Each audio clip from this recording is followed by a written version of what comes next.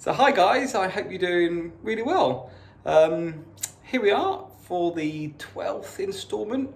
Can you believe it? Yeah, I was just talking to Beck the other day thinking, can you actually believe it? We've passed 10 episodes in terms of our property journey. Like, that's quite remarkable. And then also, in the last few days, we've had a few more people join us on the channel. Thank you so much for subscribing. We've now hit 50 subscribers. It would not be possible without you. So, from the bottom of our hearts, thank you ever so much.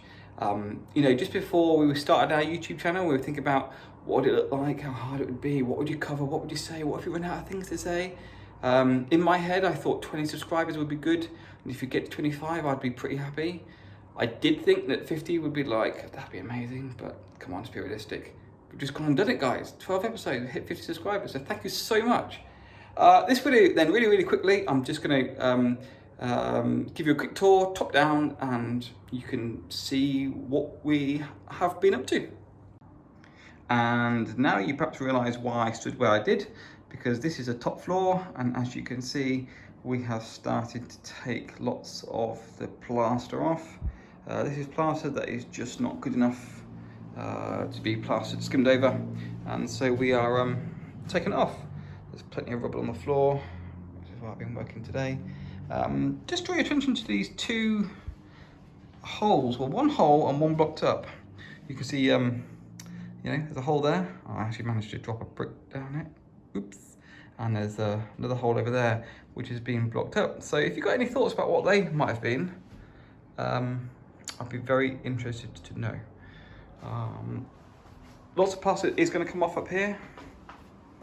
I've also taken off the ply that was there. Probably going to leave that tallest beam. It doesn't seem to be massively supportive, but it's quite securely in.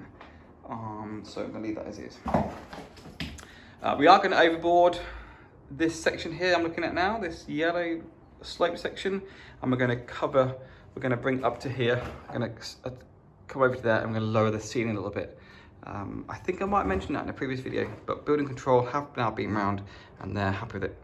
Fun fact for you, so long as there are 2 meters above the stairs, headroom, 2 meters headroom above stairs into an attic, from our building control perspective, if I can get the teeth in,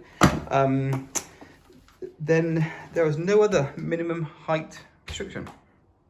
Did not know that. This room, not massively different actually, perhaps. You'll see skirtings come off. Carpets are still down. We're going to need to take some of the plaster off in here, but not a lot, perhaps. So the carpet will just stay down while we'll get the plaster off that needs to come off. And then you can see more destruction. We've taken off the door linings. That's the each side post and across the top. They need to come out anyway because we need to have fireproof to allow for 30-minute access in case of fire with luminescent strips. So that's coming out. Same here. This one into the next bedroom, that's also coming out. And I've had to take the carpet around the edges to get the skirting board off. A lot of this plaster is really loose and incredibly dusty. So I've been using a little face mask thing, which I hadn't previously. But since blowing my nose yesterday and seeing all the black that gets gunked up, pretty revolting really. I thought, actually I don't want that in my lungs. So I've got a little respirator thing. Perhaps it's a bit overkill, but there we are. Better to be safe than sorry, right? So lots of plaster here is really poor. Let me just show you what I mean. We can actually come away. Can't actually do that on camera, how embarrassing. But you can see it's cracked significantly, and that just needs to come off. Back to brick. It also helps with the new electrics. Lots of the woodwork then. I have actually taken 2 Skoda estates, there's the car out there actually.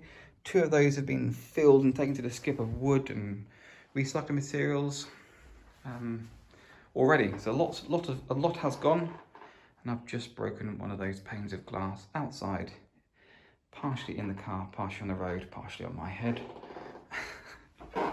And then the bathroom hasn't really changed much, actually. Oh, sorry, I should have put that down. Just tied it up. I think there's lots and lots of wallpaper that was strewn around everywhere. But apart from that, nothing much has changed. All the plaster in here is coming off. I just need to double check that with our builder, but I'm pretty sure that's what he would like. Let's have another go, shall we? Let's see how loose this is. I feel powerful again. So there we are. It's just disintegrating. So a lot of it has to come off. Good fun. Less fun trying to clear it all up. And then down the stairs. Mind my little drill on the stairs. I'm going to go into the kitchen next. What was the kitchen? And you should be able to see quite a difference there if you remember what was all the units. They've all been dismantled. We'll go on to the tip. Got plaster falling off. I've also taken up all the flooring now, and you can see the areas where it's pretty bad. Over here, this just really is. It could break up with your fingers. Again, I'm not going to manage to do it. I don't think. I might. Yes, I am. There we are. That's why I need a new floor. Just on that comment. I had a nice message from my brother. I don't know if some of you may or may not know him, Matthew. He was saying it would be recommended above the hardcore, compacted hardcore, before I put the damp-proof membrane down, put some sharp sand as well. It just stops it being punctured if it's being walked across. So thanks for the tip, Matt. Appreciate it.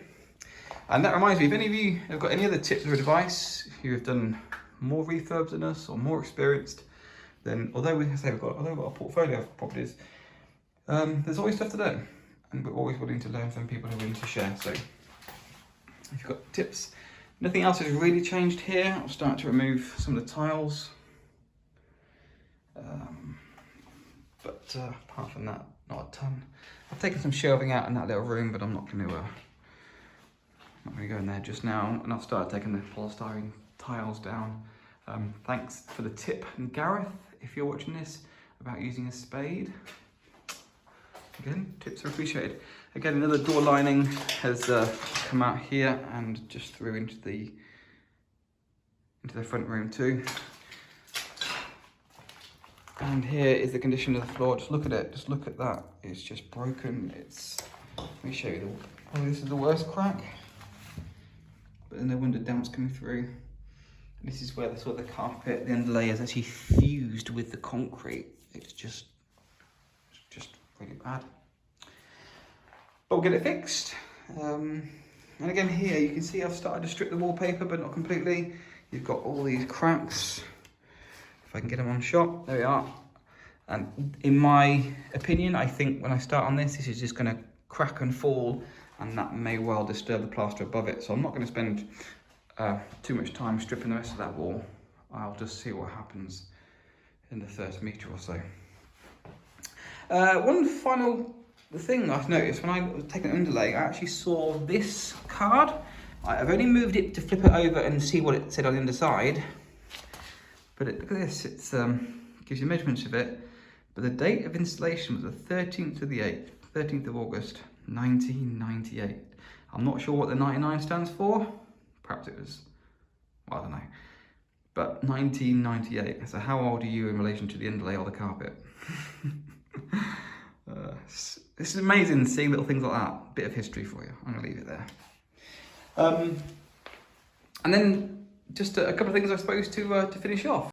And by that I mean, as well as obviously going out and viewing properties, analysing, putting offers in, purchasing, refurbishing, renting, managing them, there are things that happen in the business or in terms of day-to-day, week-to-week activity that is not of that nature. And one of those things that seems to happen more and more is having conversations, property-related conversations, with people who would like our opinion on various property matters.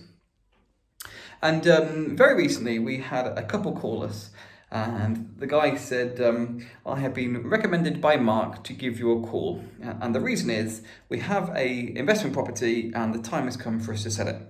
So first of all, let's just explore that. Do you definitely want to sell it? Absolutely do. And the objective is I'd like to get the most I possibly can for it, which is very reasonable. And so what are your thoughts? And we're able to give him a few things to consider, very fundamental, very important principles, and some things that maybe not so obvious too. So that's an interesting thing. We often have conversations, property related, but not always in terms of exactly what we're doing. And the other thing that's very interesting is there's a potential opportunity for us to buy a house with an introduction from a saucer. And for those who may not know what a saucer is, it's basically an intermediary. They will find a property opportunity and they will introduce a buyer. It's a bit like a buyer's estate agent. And we're working with a guy called Harry, and he gave me a call and said, I've got this landlord who's looking to get out of the market. He's hoping to sell a property. Would you be interested in having a look? So we hope next week to go and view it. And I'm just wondering, I might even do a video and tour around and have a look at it and perhaps share it with you.